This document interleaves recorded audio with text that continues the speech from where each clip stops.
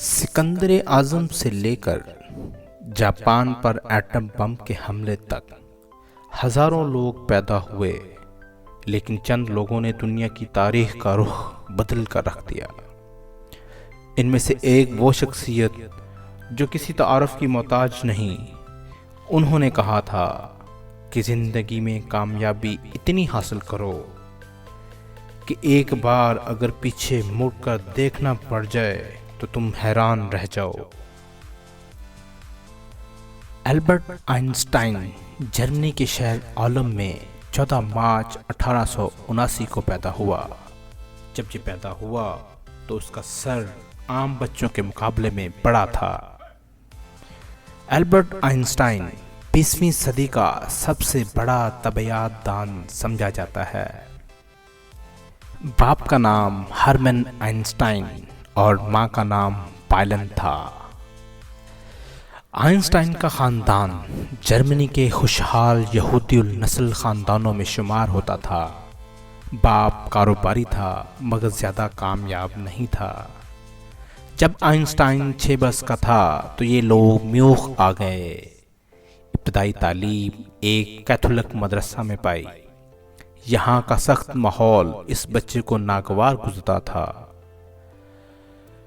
1894 میں آئنسٹائن کو بورڈنگ مدرسہ میں پیچھے چھوڑ کر آپ کا باپ کاروباری وجوہات کی بنا پر خاندان سمیت اٹلی منتقل ہو گیا۔ دسمبر 1894 میں 16 سال کی عمر میں تعلیم ادھوری چھوڑ کر آئنسٹائن غالباً جرمنی کی لازمی فوج سروسز کے خوف سے خود بھی اٹلی پہنچ گیا۔ وہاں پہنچ کر 1896 میں اس نے جرمن شہریت چھوڑی۔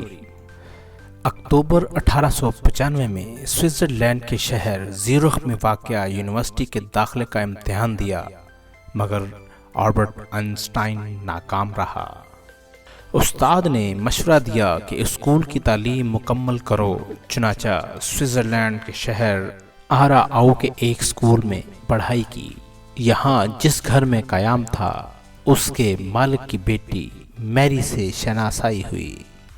اگلے سال اسی اسکول میں داخلے کا امتحان کامیاب کیا۔ اس کے بعد پڑھائی شروع کر دی۔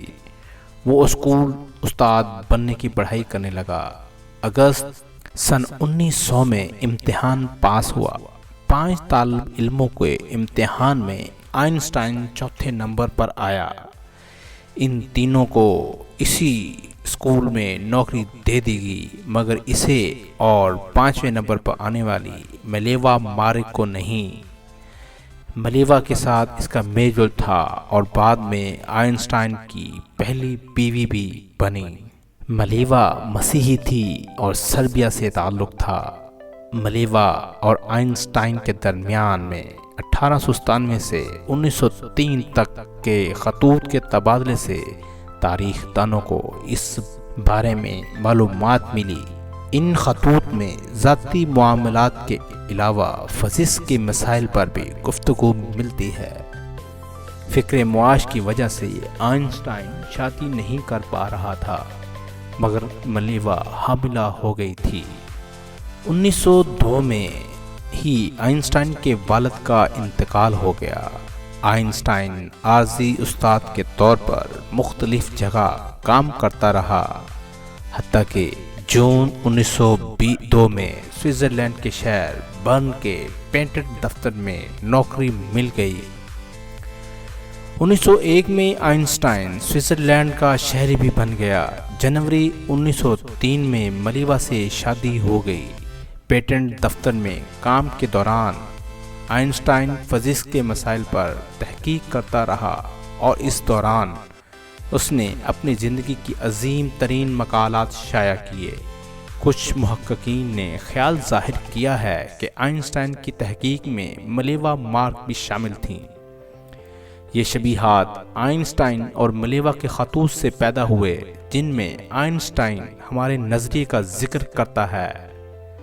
اس کے علاوہ روسی سائنسدان ابراہیم جوف نے مبینہ طور پر یہ بتایا کہ جب آئنسٹائن نے اپنے مقالے جریدہ اینالینڈ فزکس کو بھیجے تو ان پر پیٹنٹ دفتر میں کام کرنے والے ارنسٹ میریک کے نامی شخص کے دستخط موجود تھے۔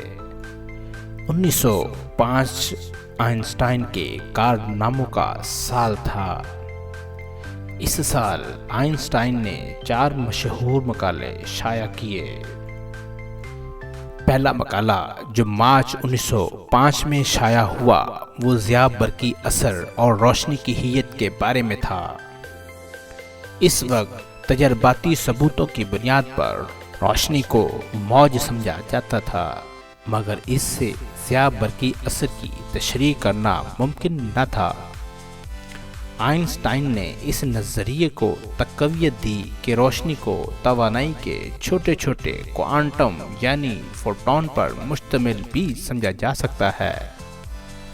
کوانٹم نوریہ کا نظریہ سب سے پہلے میکس پلانک نے پیش کیا تھا۔ دوسرا مقالہ جو مئی 1905 میں شائع ہوا وہ براؤنین حرکت یعنی براؤنین موشن کے ریاضی ماڈل پر مشتمل تھا، جس میں اسٹیٹسٹک کا استعمال کرتے ہوئے مالیکیولز کی مایا میں حرکت کی تشریح کی گئی تھی۔ اس سے اس نظریے کو عام کرنے میں مدد ملی۔ جوہر اور سالمیہ کا وجود حقیقی ہوتا ہے۔ تیسرا مقالہ جو جون 1905 میں شائع ہوا خصوصی اضافیت پر تھا۔ اس سے وقت اور فضا کو علیحدہ تصور کرنے کی بجائے وقت، فضا یا زمین و مکان کا نظریہ سامنے آیا۔ پتہ چلا کہ اگر کوئی چیز زیادہ سمجھدار سے حرکت کر رہی ہو تو جس مشاہدے کے حوالے سے حرکت کر رہی ہوگی اس مشاہدے کو اس چیز کی کمیت زیادہ، لمبائی کم اور وقت آہستہ گزرتا نظر آئے گا۔ البتہ روشنی کی رفتار ہر ایک کو ایک ہی نظر آئے گی، اور یہ بھی کہ کوئی مادہ چیز کو تیز رفتار کرتے ہوئے روشنی کی رفتار تک نہیں پہنچا جا سکتا۔ چوتھا مقالہ جو دسمبر 1905 میں شائع ہوا طبیعیات کی مشہور ترین مساوات E=mc2 پر مشتمل تھا، جس میں مادہ اور توانائی کا آپس میں تبدیل ممکن ہونے کا بتایا گیا تھا۔ حال میں اس محقق نے رائے دی کہ یہ مساوات ایک اطالوی نے آئنسٹائن سے کچھ سال پہلے شائع کی تھی، اگرچہ اضافیت نظریہ کے سیاق و سباق میں نہیں ملتا۔ نالج انویزیبل کے ناظرین، آئنسٹائن کو 1906 میں زیورخ یونیورسٹی نے پی ایچ ڈی کی سند عطا کی۔ مقالات کی وجہ سے آئنسٹائن کی شہرت جو پھیلی تو زیورخ یونیورسٹی نے نظریاتی طبیعیات میں اکتوبر 1919 میں ایسوسی ایٹ پروفیسر بنا دیا گیا۔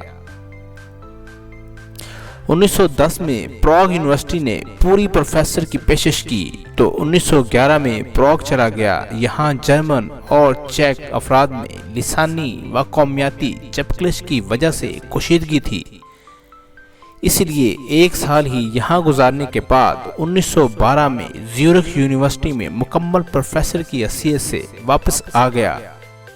پیارے دوستو، آئنسٹائن 1914 میں جرمنی چلا آیا۔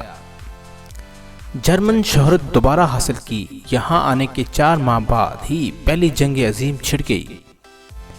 4 سالہ جنگ کے دوران آئنسٹائن نے زیادہ تر جرمنی میں ہی مقیم رہا۔ 1918 میں جنگ جرمنی کو شکست پر ختم ہوئی۔ جرمنی پر سخت شرائط تھی اور اسے فاتح ممالک کو بھاری رقم جرمانے کے طور پر دینا پڑ رہی تھی۔ آئنسٹائن عمومی اضافیت کے نظریہ سے مشہوری پانے کے بعد دنیا بھر کے دورے کیے، جس میں جاپان، جنوبی امریکہ اور فلسطین شامل تھے۔ امریکہ کئی دفعہ گیا۔ ان دوروں میں سائنسی لیکچر کے علاوہ آئنسٹائن صہیونیت کا بھی پرچار کرتا۔ 1922 में आइंस्टाइन को नोबेल इनाम दिया गया। 1929 में जर्मनी के एक शहर ने एक झील पर आइंस्टाइन को झोंपड़ी तोहफे में दी। बाद में आइंस्टाइन को इसकी कुछ कीमत भी देना पड़ी। आइंस्टाइन कश्ती रानी का शौकीन था। 1933 में आइंस्टाइन अमेरिका के दौरे पर था कि जर्मन में हिटलर ने इक़्तिदार संभाल लिया। आइंस्टाइन यूरोप वापस पलट रहा था तो बहरी जहाज में खबर मिली कि जर्मन पुलिस ने इसकी झोंपड़ी पर छापा मारकर मुल्क दुश्मन मवाद तलाश करने की कोशिश की है। आइंस्टाइन ने जर्मनी के बजाय बेल्जियम पहुंचकर डेरे डाले। यहां उसने जर्मनी के खिलाफ जंगी तैयारियों की हिमायत की। 1933 में ही आइंस्टाइन अमेरिका मुंतकिल हो गया। आइंस्टाइन का पहला बेटा 1930 में पैदा हुआ, जिसने स्विट्जरलैंड से पीएचडी की तालीम मुकम्मल की और बाद में बर्कले यूनिवर्सिटी कैलिफोर्निया में प्रोफेसर बना और 1973 में वफात पाई। आइंस्टाइन का दूसरा बेटा एडवर्ड 1910 में पैदा हुआ, जो ज़हनी मरीज था और ज़हनी अमराज के इदारों में ही ज़्यादा वक्त गुजारता था। उसकी 1965 में ज़्यूरिख में वफात हुई। 1914 में बर्लिन आने के बाद आइंस्टाइन शनासाई अपनी चचाजाद बहन एलिसा से दोबारा हुई।